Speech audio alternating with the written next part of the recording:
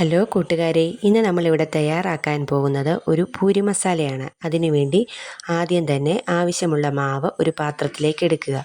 അതിനകത്തേക്ക് ഉപ്പും വെള്ളവും കൂടെ ചേർത്ത് നല്ലതുപോലെ കുഴച്ച് മാറ്റി വെക്കുക.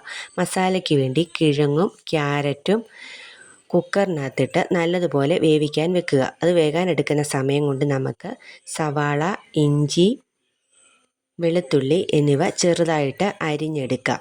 ചീനിച്ചട്ടി അടുപ്പത്ത് വെച്ച് എണ്ണയൊഴിച്ച് കടുകിട്ട് പൊട്ടിക്കുക. അതിനകത്തേക്ക് വെളുത്തുള്ളിയും ഇഞ്ചിയും ഇട്ട് ഒന്ന് മൂപ്പിക്കുക. പച്ചമണം മാറിക്കിട്ടുമ്പോൾ അതിനകത്തേക്ക് നമ്മൾ അരിഞ്ഞു വെച്ചിരിക്കുന്ന സവോള ഇട്ട് കൊടുക്കുക. അതൊന്ന് ഇളക്കി കൊടുക്കുക. ചെറുതായിട്ടൊന്ന് വഴന്ന് വരുമ്പോൾ അതിനകത്തേക്ക് ഉപ്പും മഞ്ഞൾപ്പൊടിയും ചേർത്ത് കൊടുക്കുക. അതിനകത്ത് നമുക്ക് ആവശ്യമുണ്ടെങ്കിൽ പച്ചമുളക് ചേർത്ത് കൊടുക്കാവുന്നതാണ്. ചെറുതായിട്ട് നല്ലതുപോലെ ഇളക്കി കൊടുക്കുക.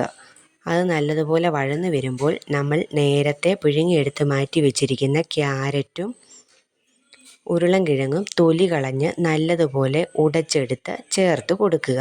അപ്പോൾ നമ്മുടെ പൂരിക്കുള്ള മസാല തയ്യാറായി. ഇനി നമുക്ക് കുഴച്ച് വെച്ചിരിക്കുന്ന മാവ് ഓരോ ഉരുളയായിട്ടെടുത്ത് നല്ലതുപോലെ പരത്തി പൂരി തയ്യാറാക്കാവുന്നതാണ്. പൂരിക്ക് ഏറ്റവും നല്ല ഒരു കറിയാണ് ഈ കിഴങ്ങ് മസാല. എല്ലാവരും ഇതൊന്ന് ട്രൈ ചെയ്ത് നോക്കണേ. വീഡിയോ ഇഷ്ടമായെങ്കിൽ എല്ലാവരും ഒന്ന് സപ്പോർട്ട് ചെയ്യണേ. Thank you.